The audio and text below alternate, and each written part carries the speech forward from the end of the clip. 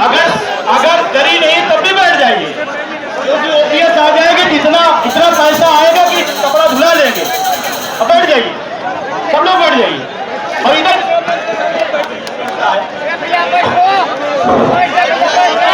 आज गुरु तेग बहादुर जी की जयंती है और हम सब लोग क्योंकि देश के लिए काम किया, अपनी शहीदी दिया, हम सब लोग उनको नमन करते हैं, याद करते हैं और हम सब उनसे सीखते हुए इस आंदोलन को आगे ले चलेंगे। तो सबसे पहले और सारे लोग बैठ जाइए। मैं जानता हूं आप हमसे फोटो लेना चाहते हैं, मैं जानता हूं कि आप हमसे मिलना चाहते हैं, हम सबको जानते हैं और आप हमें जानते हैं। सही है, सही है। अब जहां जैसे हैं आप वहीं पर ध्यान से सुनिए। जिस बात के लिए हम लोग अरुणाचल से, कश्मीर से, कर्नाटका से, तेलंगाना से, आप लोग सारे लोग यूपी से, हरियाणा से, पंजाब से, बिहार से, झारखंड से, देश के विभिन्न कोने से हम लोग आए हुए हैं। एक मकसद है, मकसद है ना? किस लिए आए हैं? किस लिए? बोल सुन लो, किस लिए? कितना दिन? किस लिए? और जोर से, किस लिए? किस लिए? ओपीएस के लिए आए हैं। ओपीएस कैसे मिलेगी, संघर्ष कैसे आगे बढ़ेगा, चीजें कैसे होंगी, इसको जानना चाहेंगे। एक सवाल मेरा पहले, एक बात मैं आपसे पूछना चाहता हूं, कितने लोगों को विश्वास है कि ओल्ड पेंशन स्कीम लागू हो सकती है?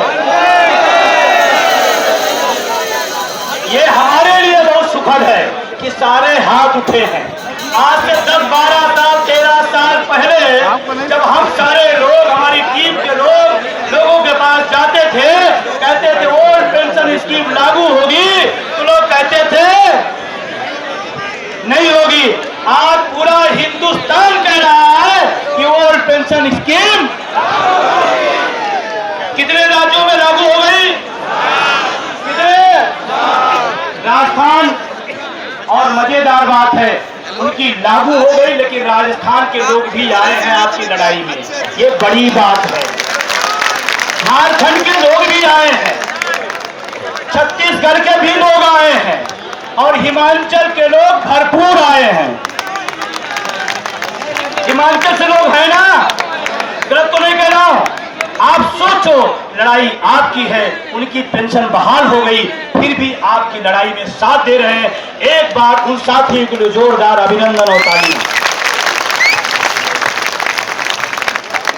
और तालियां कमजोरी से ना बजाया करिए, जब बजाइए तो दमदार से बजाइए, क्योंकि 14 साल पहले टुटुर पुटुर होता था, ये मुद्दा नहीं बन पाया। एक बार बजाइए, हिंदुस्तान का मुद्दा बन गया।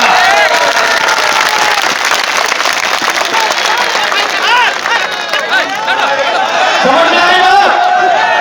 आज पूरे देश का मुद्दा बना या नहीं बना? लेकिन अभी तक बहाल क्यों नहीं हुआ? बताओ, बताओ, क्यों नहीं बहाल हो पा रही है? मैं थोड़ा इतिहास का विद्यार्थी हूं, इतिहास की बात बताता हूं। जब आजादी की लड़ाई लड़ी जा रही थी तो भगत सिंह, चंद्रशेखर, नेता सुभाष चंद्र बोस, महात्मा गांधी, तमाम सारे सूरवीर लड़ रहे थे। लेकिन उसी के बीच में कुछ सरकार के चमचे और सरकार के, समझ गए क्या? समझ गए क्या? समझदार तो खूब है। उसी दौर में सरकार के कुछ चापलूस, कुछ चमचे, कुछ उनके सरकारी पसंद लोग वो उनके साथ थे।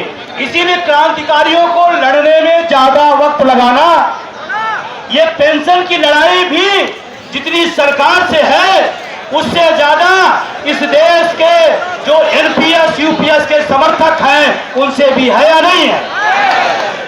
और अभी तो कुछ ये यूपीएस का विशेषता बता रहे थे, यूपीएस बहुत अच्छी है, यूपीएस बहुत अच्छी है।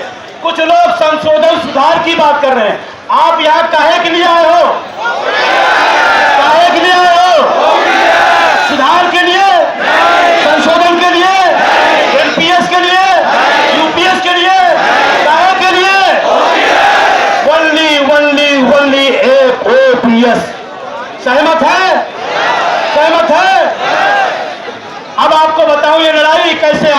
रही है और कैसे इस लड़ाई को हम जीतेंगे।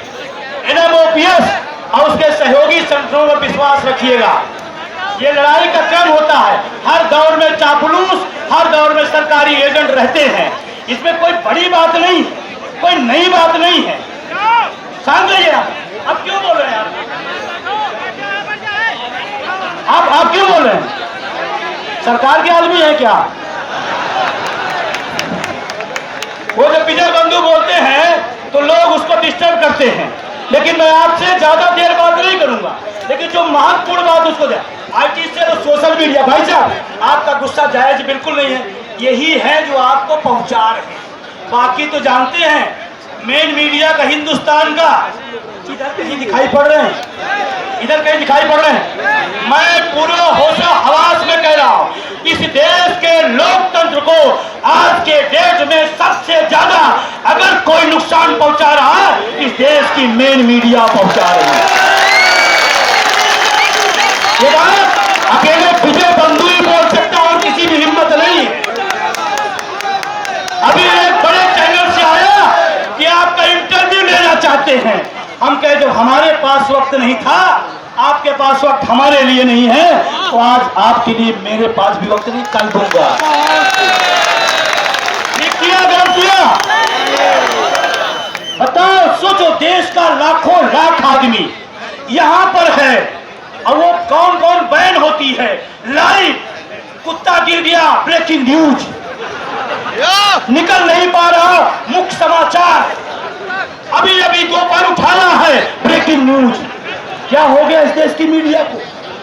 मैं कहना चाहता हूं, अगर देश की मीडिया ईमानदार हो जाए तो किसी सत्ता में औकात नहीं है कि हमारे नैतिक मूल्यों और जनवादी सवालों को कोई हिला पाए।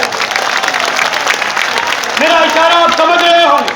ये तो बेचारे सोशल मीडिया वाले या आर्टिस्ट के लोग हैं जो आपको पूरे देश में पहुंचा रहे हैं, पूरे देश में पहुंचा रहे, नहीं पहुंचा रहे।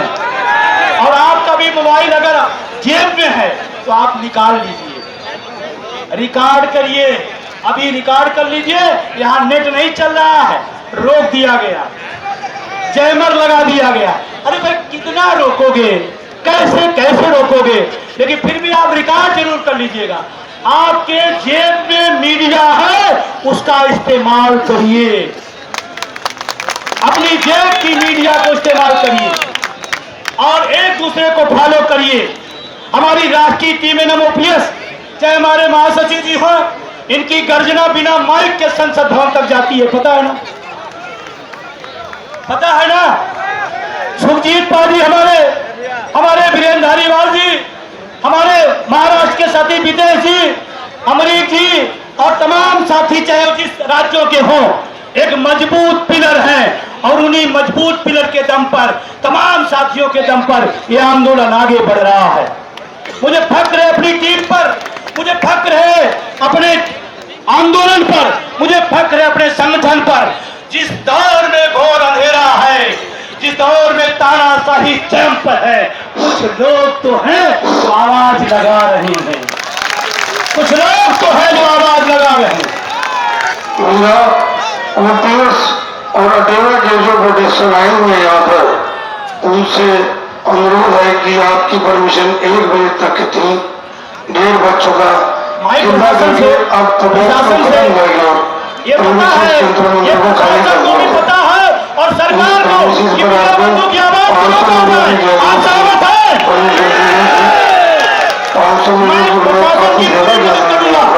मैं प्रशासन की अब समय भी समाप्त हो गया है। मैं प्रशासन की पूरी मदद करूंगा, मेरी आवाज जाने दीजिए, मैं प्रशासन की पूरी मदद करूंगा।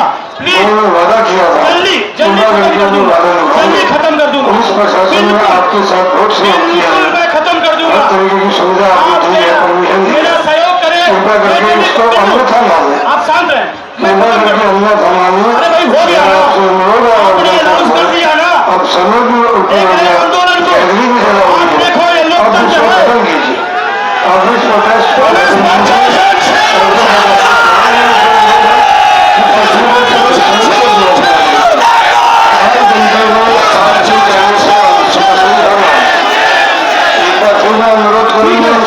मैंने आपकी बात सुन लिया, मैंने आपकी बात सुन लिया।